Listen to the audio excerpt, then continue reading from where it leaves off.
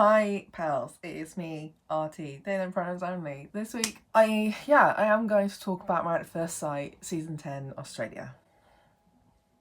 I had one person leave a comment on my community post saying that they've been hoping that I would, so that's all it takes. I am very tired, in pain, my eyes are sore because I have worn my contact lenses way too much, to be honest. All because I had my first two Fringe shows this weekend, so if you are in the Brighton area on the 29th and 30th of May, those are my last two shows at 8 p.m. We have plenty of tickets still going, so please come along. Please support. £10 a ticket or £7.50 for concessions. Anyway, time to get on with me talking shit.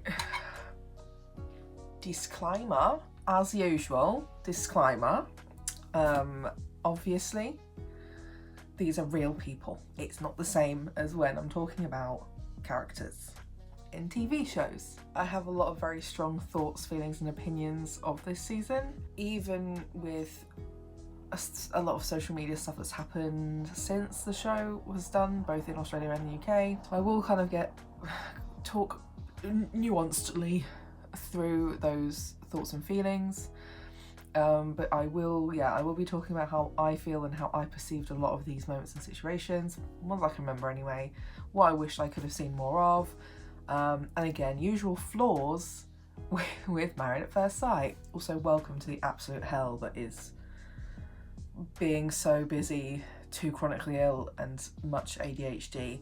I'm also ADHD med-free today. I need a break. So, with that, on we go. So I will go couple by couple to start with and sort of discuss those bits and pieces. The first couple I just have written on my list is Tani and Ollie. And I really liked them. I did sometimes feel like they were occasionally a little bit on the fence, a little bit too much. I think Ollie started to be a bit more brave, I guess, towards the end of the series. Because, I mean, they were about to go home, or the reunion. Nobody cared so much anymore about having to deal with everybody else because they weren't going to be on the show, But, I feel like they've probably been the healthiest couple of the lot, probably had the best experience out of everybody, and they've said that a lot of their arguments and disagreements were kind of discussed and sorted out just between those two, and I really wish we'd seen more of that, to be honest, how they navigated those moments, just the two of them, rather than needing experts, needing therapists, etc. But of course it was all kind of a lot of this season was very focused on Harrison, the cheating scandal, other dramas, couples being oh my god, doing the weirdest shit. I don't know. I really wish we could have seen more of that, because I think that would have been just generally nice to see, but also a really important learning point for a lot of viewers generally. And also they're the youngest couple.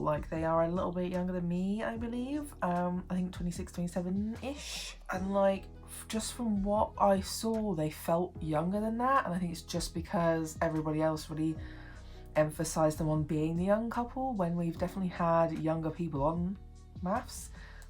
The previous season, Al was 25 when he was on that, so that's not that young. I don't know. I feel like we've had younger on Married at First Sight UK, but do not quote me on that. I do not remember. Then we have Melinda and Leighton. I really liked this couple. Oh my god, sorry, I look because I've just yawned I'm crying. Hello? You just have to deal, okay? I just look so tired because I am. Melinda and Leighton.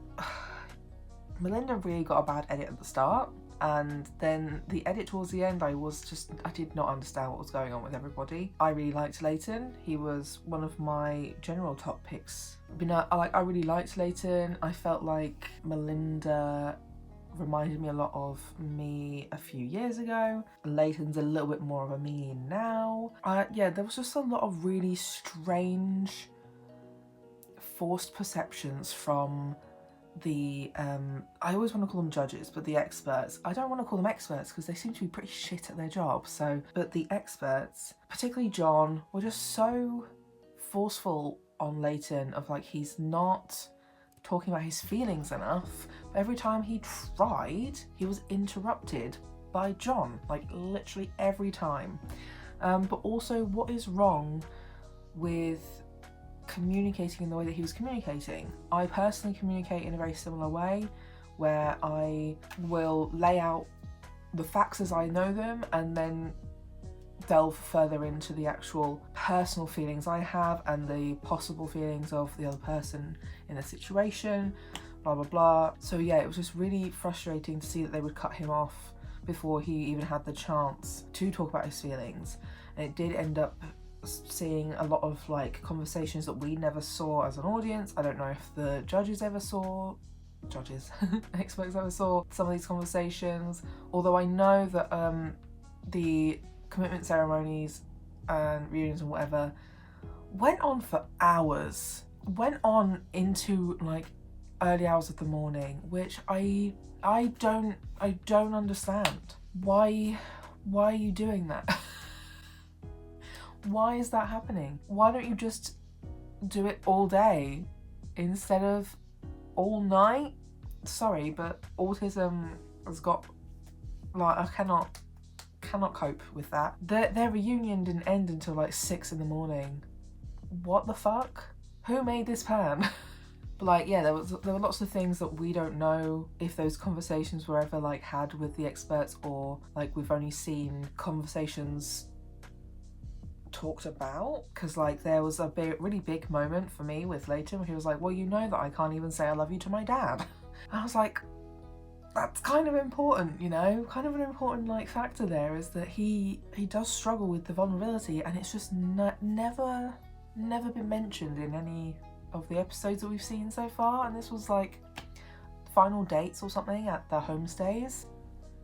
What do you mean? I didn't... What? There were just some really weird parts nearer the end, after all the sort of like battling between Melinda and Harrison and the gaslighting and stuff like that. Pardon me. Where that particular like couple swap. So many angry thoughts about this. So I think generally, I don't think the couple swap was a bad idea, but I do think it was shady and kind of fucked up that they only did a direct couple swap between Harrison and Bronte and Melinda and Leighton, and then everyone else got some random shuffle. Like that wasn't fair. I think that was pretty fucked up, and I think that was just asking for problems, which they received.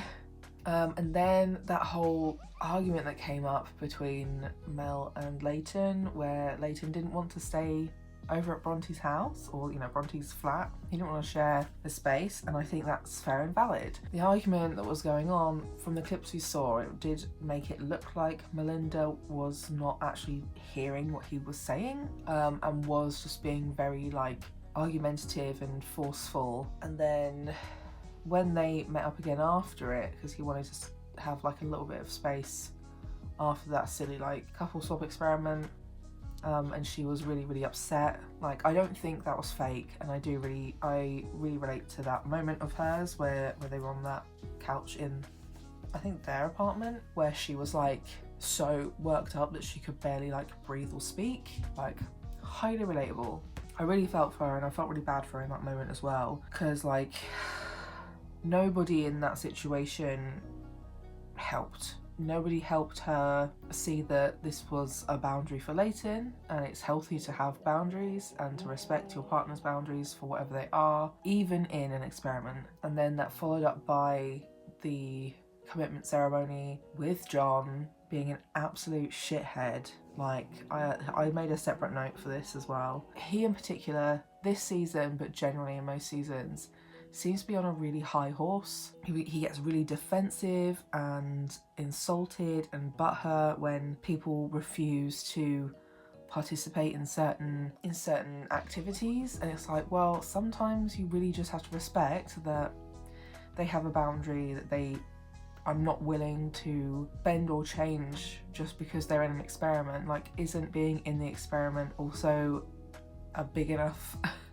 commitment in a lot of ways to showing that you are trying something different? like, I just feel like there is this really thin line between this is an experiment, so we should do everything we tell you, and this, you know, having boundaries is valid and should be accepted and respected. Because yes, I feel like you should, when you're entering something like this, yes, you should be open to the possibility of doing a lot of things that might be uncomfortable, but also everybody has a limit. Not everyone is comfortable with that. We don't know if really they might have actually been more comfortable with it if it wasn't Harrison and Bronte. That kind of got it got really messed up, and a lot of things just stopped making sense. Like the conversations weren't really going anywhere, you know? They were just going round and round in circles, and it was just like, oh, please shut up. But like, I really find John excruciatingly frustrating as an expert. I think he's a lot worse than any of the other experts in any of the ones I've watched. Well, funny enough, I have every reason to feel this way about this horrible man, because I just found out that he used to be a well-renowned psychologist, but because of the fucked up shit he's been doing on TV, he's now not allowed to call himself a psychologist on TV anymore. And he's just still doing it. So, yeah, this man lost his right to call himself a psychologist on TV because of the absolutely abusive bullshit he's been pulling on TV. Like, I think the last UK Married at First Sight, yes, they admitted after that was done and out that a lot of what they were advising was missing the mark because they just weren't seeing enough of what was going on. But like, none of them got on their high horse like John has been in this season in particular. But yeah, he was just so like shitting everywhere when it came to like later not wanting to do this one thing, and about, oh, we're the experts and we've done this before. And my mum is so funny, but she pointed out, she was like, didn't they say that this has never been done before? I was like, yeah. Like, you know, you can't really say that you know it's going to be of benefit because this is the first time you've done it. Anyway, we might come back to him later, but oh my god, I hate him so much. Then we have Claire and Jessie, very conflicted with a lot of things that happened. I will say, I think Claire is absolutely gorgeous. I think she's very like my type of person, and even though a lot of like awful things did happen and some of them were her own fault and she actively participated in them, unfortunately I still really like her. So I am trying to be like, I try to see all the sides and be nuanced when I talk about these things. So yeah, Jessie was like fine. I was like, oh, okay, he's kind of weird. I can see why they've been paired together. They would make this kind of cute, weird, quirky couple. And then he whipped out his list of icks, and it went on, and they weren't even things that mattered. They were genuinely just really silly things, like the astrology crystals thing. That is my own personal ick, because it's always a red flag when someone is so like viciously and violently like enraged by people who enjoy astrology crystals, you know, that new agey sort of thing. Because like, I dip in and out of the new agey stuff and hobbies. I do like really enjoy astrology as a bit of fun for the most part, although you lot really do just act like you're fucking signs. And you're just proving my point, you know? On this note, it's always people who are raised as men who are also Cancer suns who are always so mad about astrology. And from what I can find of Jessie, he's a Cancer sun, so it's always the Cancer men, my dude. Why are you all so angry about astrology? Because it's true? So like, that's my own personal ick, is when people are so like violently angry about people who are just like enjoying harmless things. And that was most of his list. So like, I did not like him from there. He was also incredibly horrible in what we saw on the honeymoon about Claire and about her just being very excitable.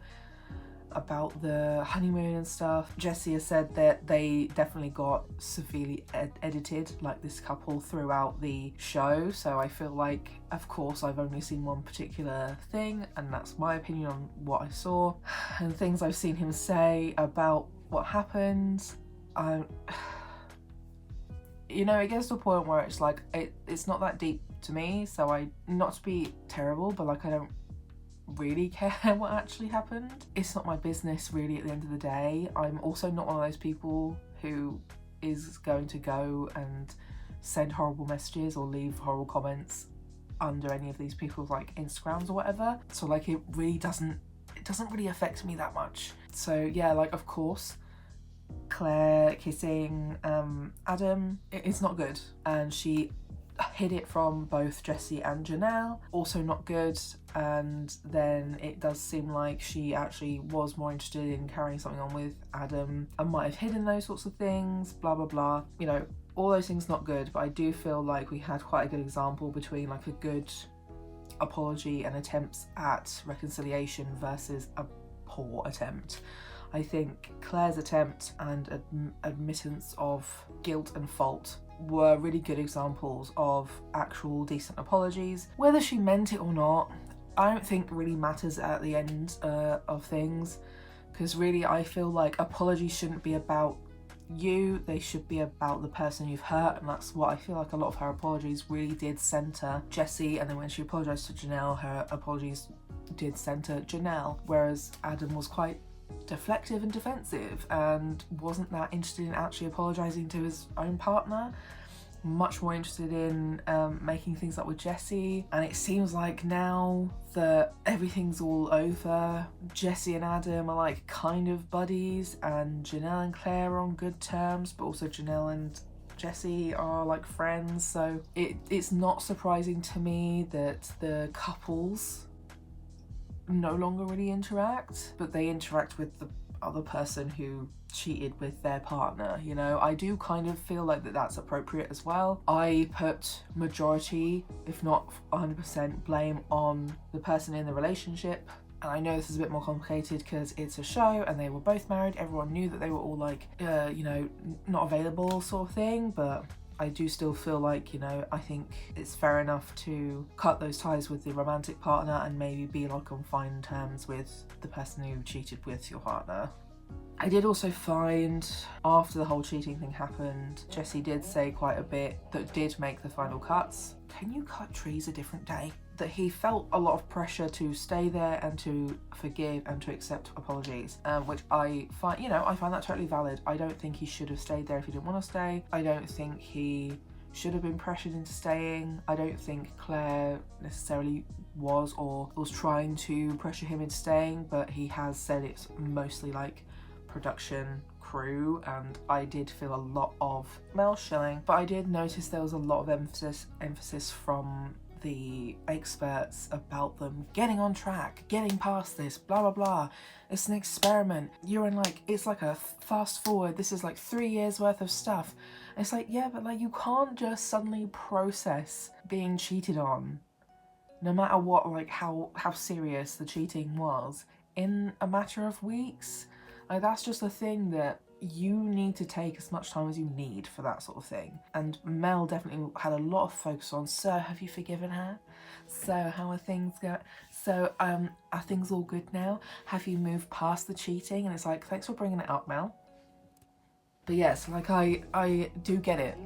He clearly did not really want to be there, actually. He tried because he felt pressured, and I don't think that was fair. My next couple is Lyndall and Cam, and I'm extremely upset for so many reasons. So, number one, chronically illness icon. We've got a few chronically ill icons in this, which some of them weren't even talked about, weren't even acknowledged, but also so was this. Lyndall is also queer. She hasn't specified any labels from what I've seen anyway, but I was watching her stories and she was asked a question about who else in the experiment would she have rather maybe been paired up with instead of Cam, and she was like, well, none of the men, like they're all like, we're friends, but like I don't think I would want to be paired with any of the men.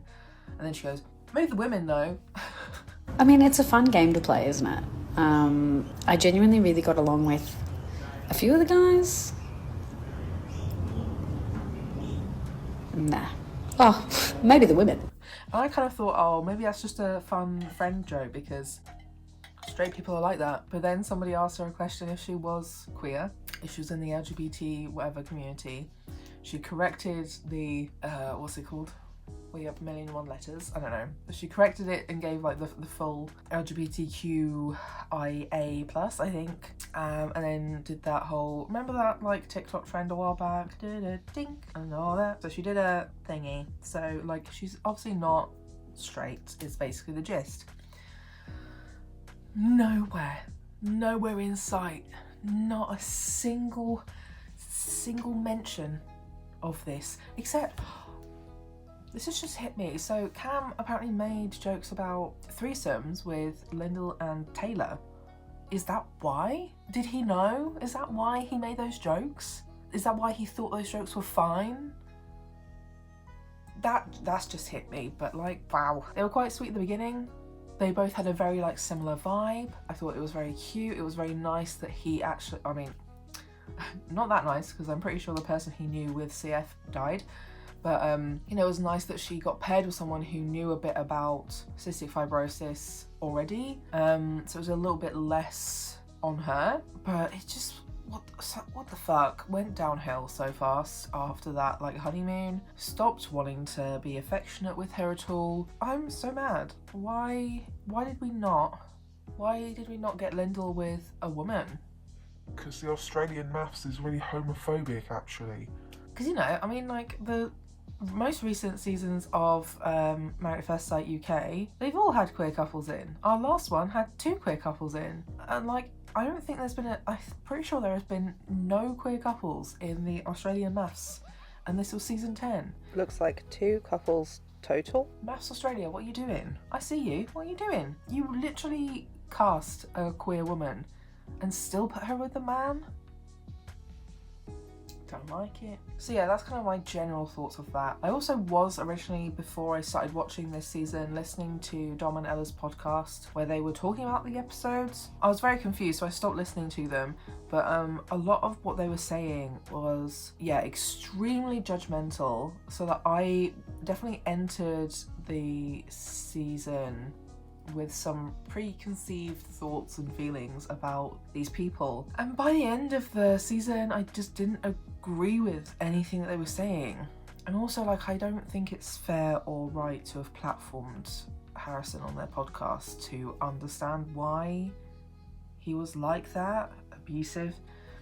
So I'm not so sure I'm a fan of them anymore, which is unfortunate. But it's fine, I've got a few new people I like from this season instead. Bye. Bye-bye hyperfixation of 2022.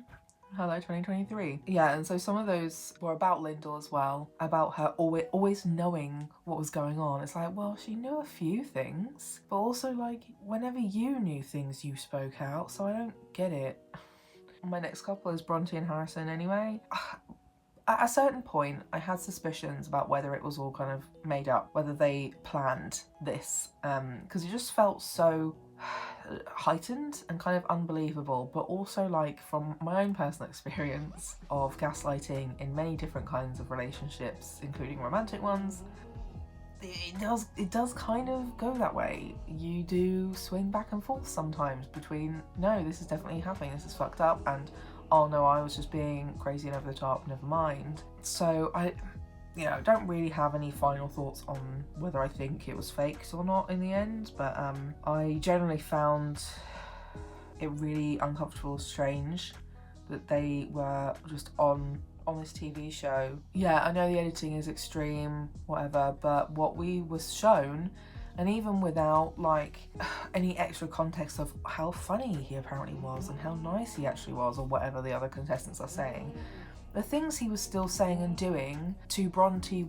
were still abuse. They were still gaslighting, and I feel the same way about some of the other people on this as well who have had a lot of defense since the show has been over, but like those moments are still abusive. It doesn't just because they're nice to other people doesn't stop those moments from still being abusive. So I found it really uncomfortable that nothing was ever like really done. No one stepped in. You know, I mean, outside of the other contestants, the experts never really stepped in at all. They knew that they were having a lot of problems. They never stepped in. They never gave them extra like assistance like they have done with other people. The production team and the filming crew were all just hanging out as these moments were happening and just letting them happen and letting Bronte go back to him every other day. That is what made me really uncomfortable, is that we were just allowing this to happen on our screens as a form of entertainment. And whilst I think it's important to have seen like that's a reality for a lot of people, he was also not a very good gaslighter. He was very obvious in like when and how he was gaslighting, whereas more practiced and skilled gaslighters are a lot more subtle in that. But it was a good example of showing what happens and what it's like. Like, I think in particular one of the really early moments with them was, I think, Bronte being like, when Harrison said he was going to leave, and she was like, well, you said that you weren't going to leave. You said, you texted me a message saying that you would always be there. And he was like, well, yeah, I didn't say that I wouldn't leave. You're gaslighting me. And he did an Uno reverse card on her, like, what? And that's when she was like, what do you mean? And it's like, you know, what she had initially said was not his exact words, but it still meant the same thing. Saying that you're not going to leave the experiment versus saying that I'm not going anywhere, I think that was it. I'm not going anywhere versus I'm not leaving are the same thing. That's one of those moments of where it was really obvious. Yeah, it was really frustrating that it was never really called out by any of the people within the actual production, including the experts. But good on Mel and Evelyn and Claire for doing it, because it was much deserved.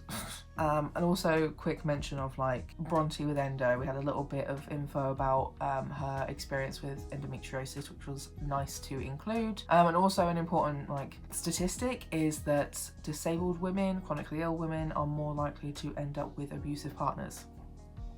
Pretty much all examples in MAFS this season of like chronically ill women on the show ended up with complete fuckheads. Because I mean, Cam definitely comes under fuckhead, and when I get to the next one, who's not very well known, I will explain that further as well. The next couple is Alyssa and Duncan, and I know there has been a lot of defense from the contestants of Alyssa, including from Duncan, but again, it's the same thing to me of like those moments we did see between her and Duncan and on the couch, where she couldn't take responsibility for any of her actions, couldn't actually sit down and have these conversations, even with the experts there, even with other people trying to help her. You know, she did use similar tactics to Harrison, but she also used very typical like women's manipulation tactics too, including things like, well, I wanted attention and I wanted affection, but now I'm upset with you.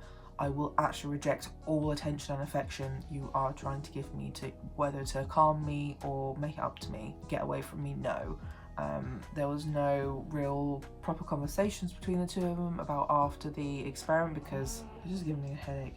Because every time Duncan tried to have those conversations with Alyssa, she would just run off.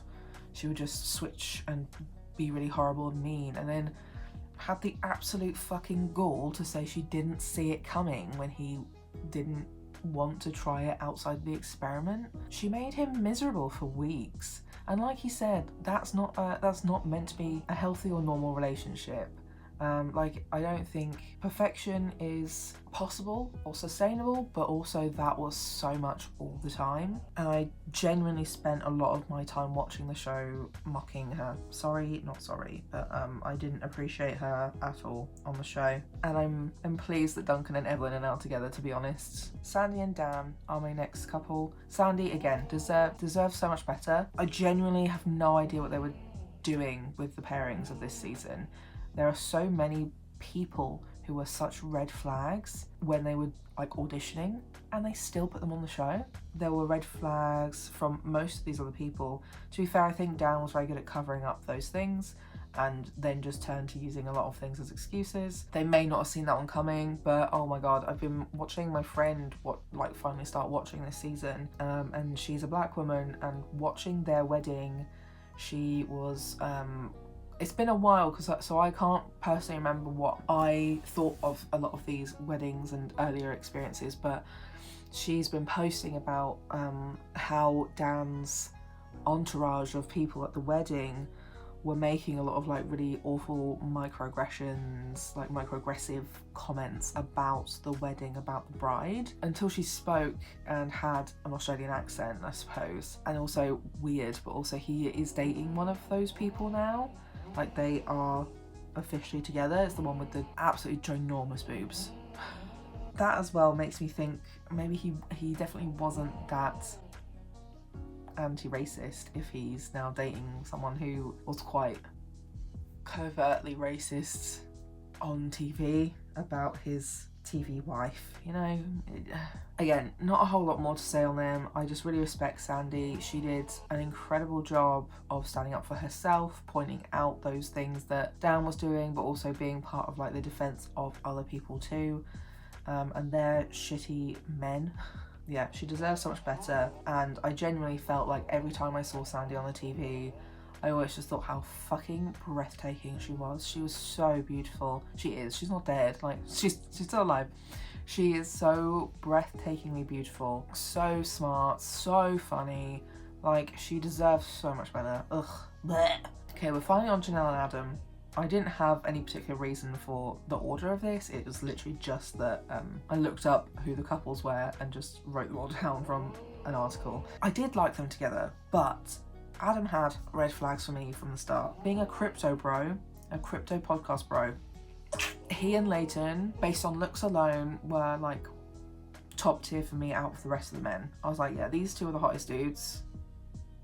There weren't many hot dudes this season. I'm back after my much needed lay down break, and also the guy has stopped with the chainsaw outside, so I'm sorry that the first half of the video is gonna have all the chainsaw noises in, but we have to just keep going. Yeah. Anyway, yeah, Adam's like cheating drama like really overshadowed a lot of other things in this show, unfortunately. One of those was Janelle has lupus. It's something that she talked about in the confession task thing, and it was completely cut. We didn't see it because we only saw the will you look through your partner's phone, blah blah blah. And he was allowed to not let Janelle look at his phone, but Leighton wasn't allowed to have a boundary of not wanting to share an apartment with somebody that's not his partner. Interesting. But yeah, like that's something that was really annoying to me. And I do find that there is a little bit of a trend sometimes with certain characters, or not characters, oh my god, sorry, I'm just so tired. Certain people, contestants on the Australian MAFS who are definitely portrayed in certain ways. So this season, okay, Janelle and Tani are both Asian women, East Asian women who were there from the beginning. I did find that a lot of their anything was sort of cut down, and we just didn't get a lot from or about them. I felt the same with, was it Selena the previous year? Got stuck with a racist. Nobody like just said, yeah, call it quits, leave. And like, you know, the diversity on MAFS Australia is like pretty shite, to be honest. Like, I feel like that's at least the one thing that the UK one does reasonably well, is that like I feel like a lot of the people who are cast in the show are a bit more racially diverse, sexually diverse, also presentation. A lot of people have very different kinds of presentation. Size-wise, that we've had definitely more of a selection of fat and plus size participants in the UK. Whereas in Australia, like, yeah, there's definitely been a lot of Asian women particularly, but I do tend to see that they are definitely like picking Asian women who maybe pass a bit more as white or a little bit more ethnically ambiguous. And these are things that some of those people have said as well, is like Tanya in particular acknowledges that she has a different experience of being Asian in Australia versus a lot of other Asian people. I mean, yeah, if you compare how Sandy was perceived, looked at and framed in the show, what other people thought of her in the comments of her versus other things, particularly as she did have a more culturally accurate wedding for herself, whereas most of the other people, or dress and style and stuff, whereas a lot of the other participants who have not been white, whether they are black or Asian, they have definitely not had they've had quite a white Western sort of wedding dress, etc. So I do wonder how much of that has impacted some of these people's more individual stories on the show, because I do feel like Ella in season 9 had a lot of her like actual standing up for other people, particularly Dom, cut out of the show, and that definitely fits that like Asian stereotype. The name is escaping me, but if I remember, like, I'll try and put it, yeah. And I feel like unfortunately they definitely pick people who are not great people a lot of the time in this show. I've not seen all of the seasons obviously as well, but I don't remember another season. My wording here was super weird again, but I was saying I don't remember seeing a black man for the Australian MAFS in other seasons. Australia, because I've only watched this season and last season for Married at First Sight Australia, so it's unfortunate that Adam is the representation.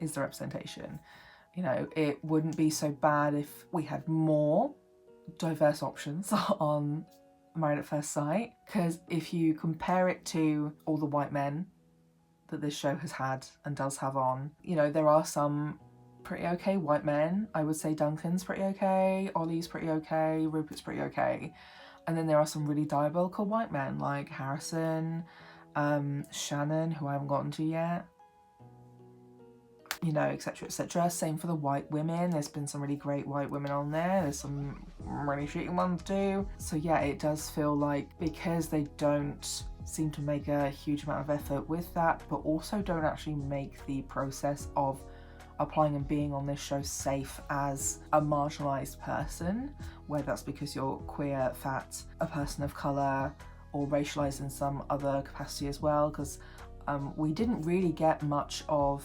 Claire's, I think she's Greek Orthodox. We didn't get much of that at all on the show.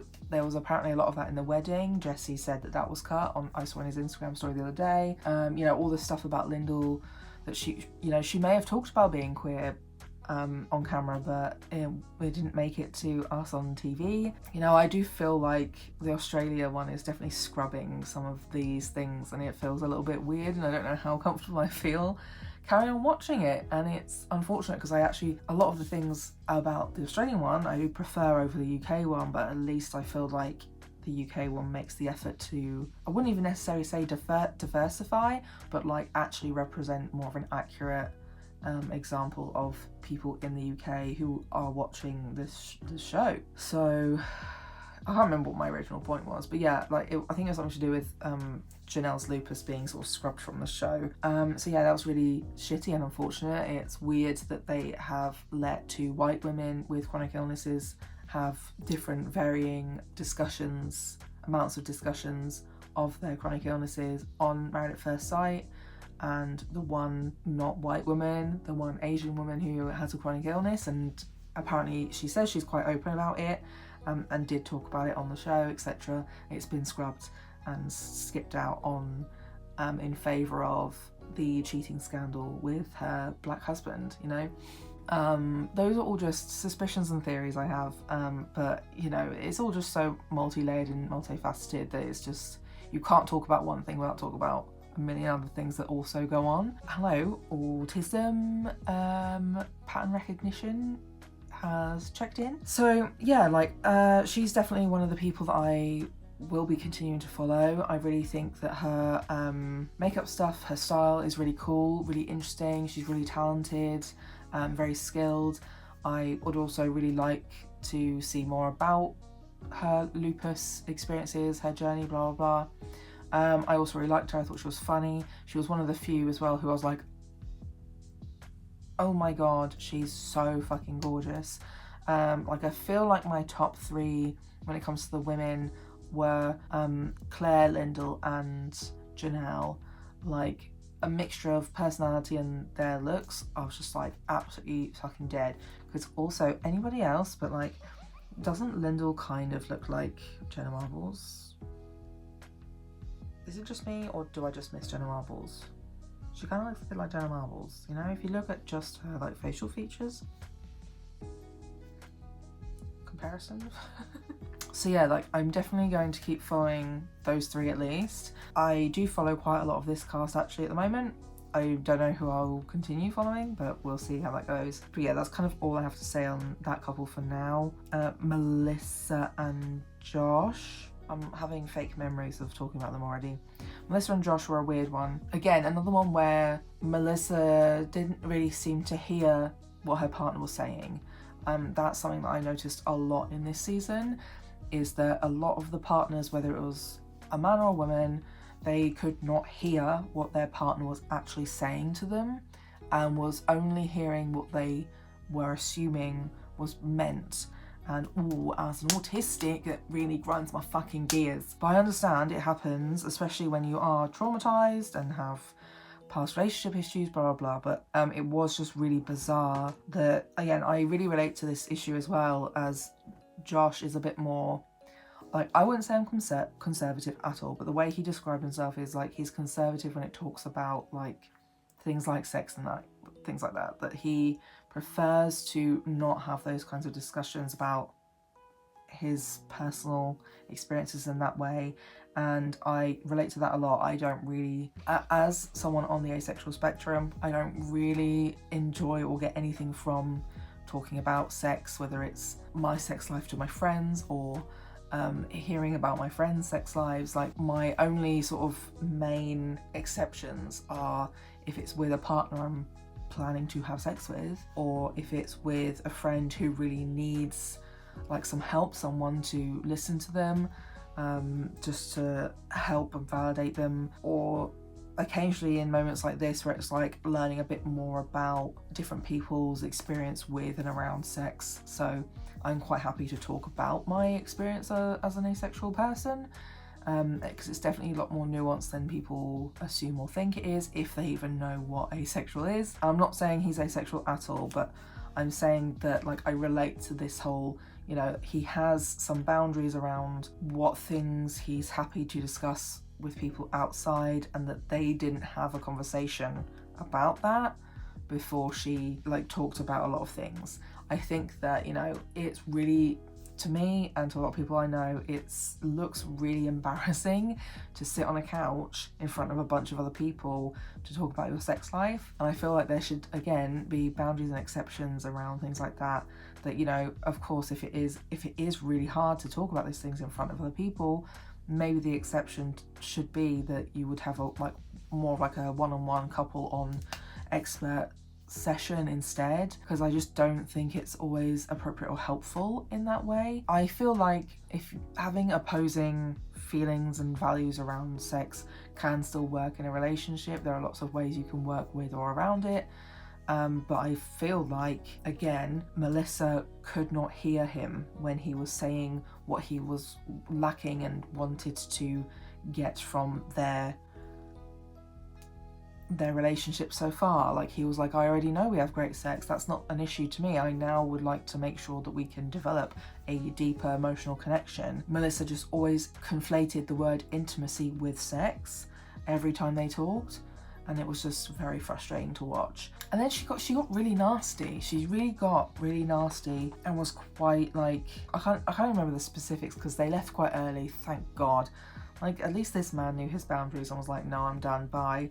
But like, yeah, it was very much, some of the things she was saying were just so mean and unnecessary. Yeah, again, we just don't have any expert like stepping in. My mum said this to me just now, is that, you know, they literally have these producers and camera people around experiencing these moments with them, and it should be like an inbuilt thing of the system that when this stuff happens, it's like immediately fed back, or like soon fed back to, or fed back at all to the experts, so that they at least have some kind of like knowledge of what's been going on from an outside perspective versus what's being brought to them on the couch by the end of the week. And I feel like that would be a lot more of a responsible way of handling the show, is that when these moments are happening, even if maybe it's not suitable for them to step in because they aren't therapist, like relationship experts, what the fuck ever, at least they could feed back some of what's been going on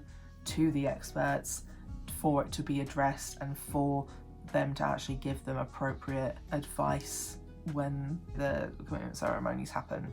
But I'm sure that will never happen, because I think they just like to do this and make things horrible for everybody. Caitlyn and Shannon, again, I don't have much to say, but also again, I respect Caitlyn for leaving and what she did and said.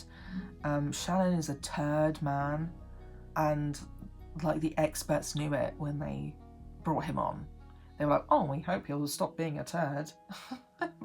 And then they were surprised when he didn't stop being a turd. Like, he was so mean. Like, he was just so unnecessarily like tactless with how and what he spoke to Caitlyn about.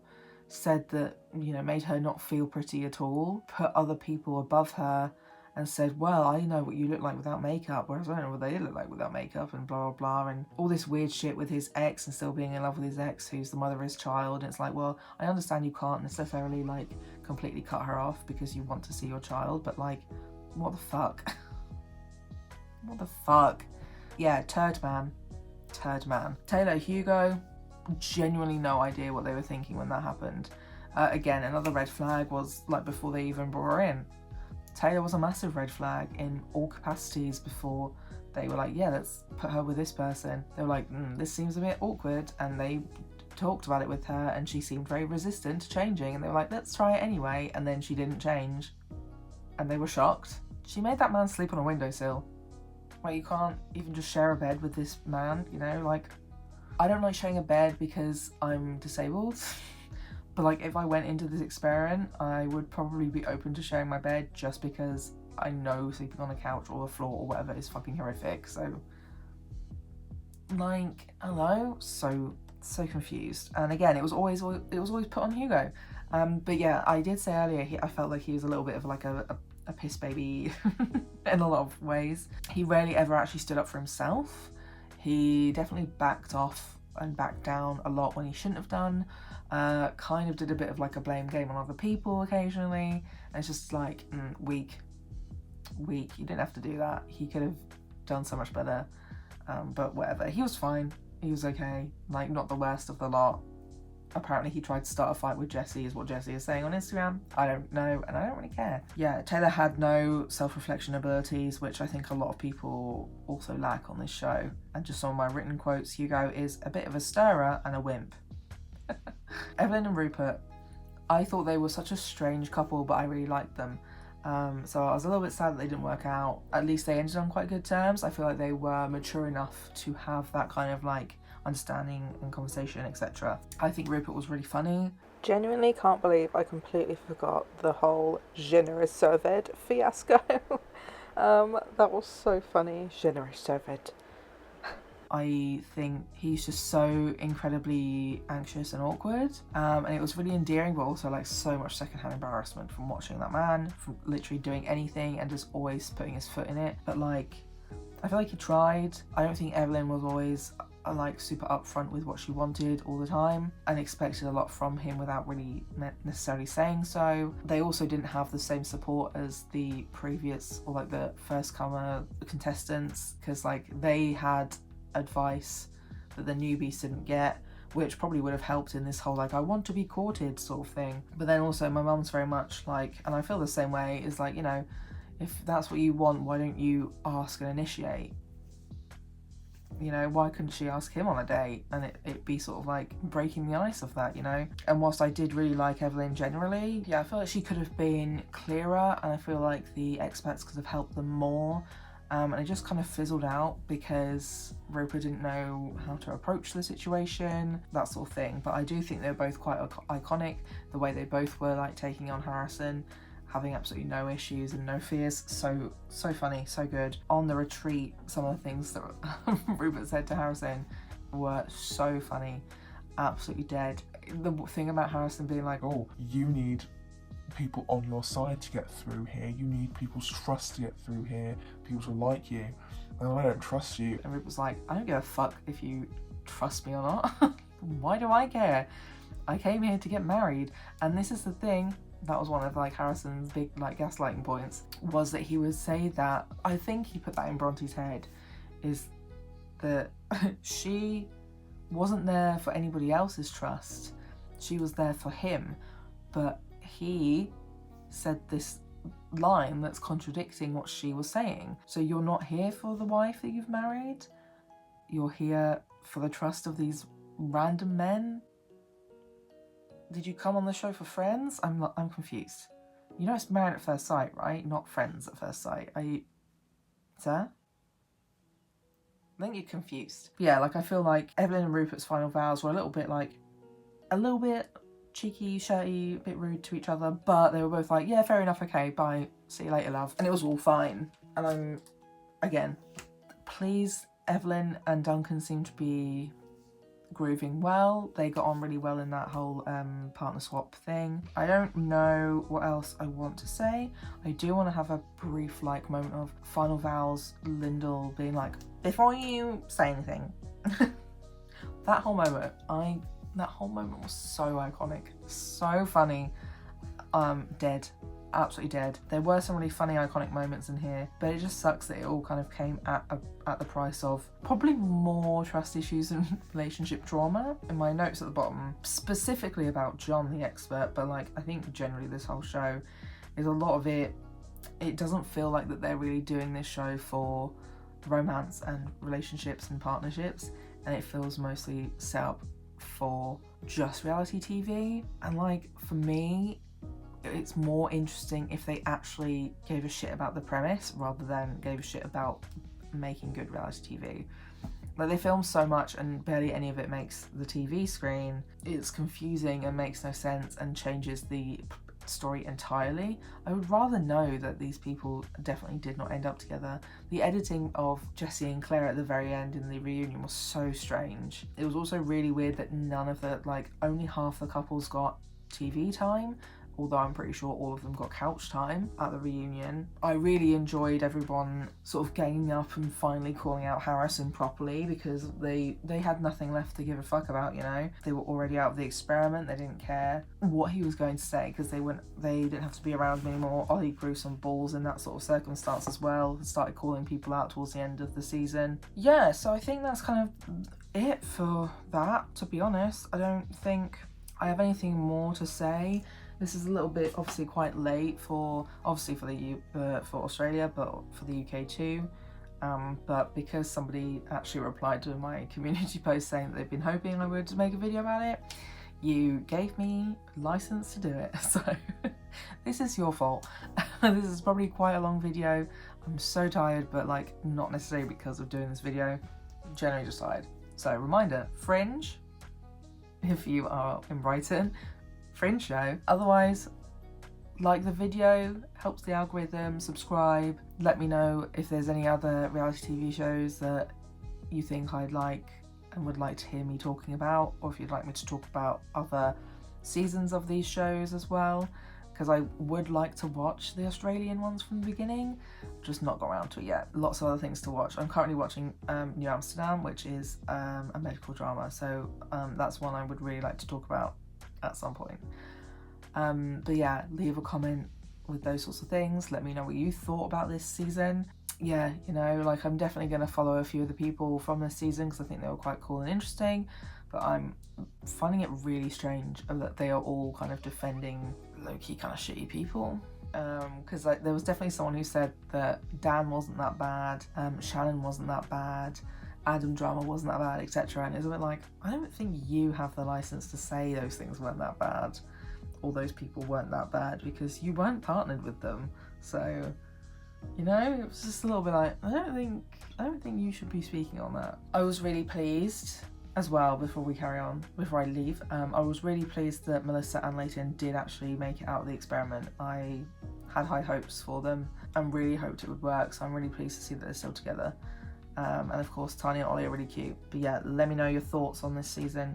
What do you think of my thoughts on this season? Did I say subscribe? I don't know. I'm not on my ADHD meds today, and I'm hungry. I need to lay down and drink water. So that's my video for this week. I think next week is either a Stardew Valley one or a Gilmore Girls one. I think it might be my Gilmore Girls is or would be a disabled sanctuary video, but I need to do a bit more actually thinking about it.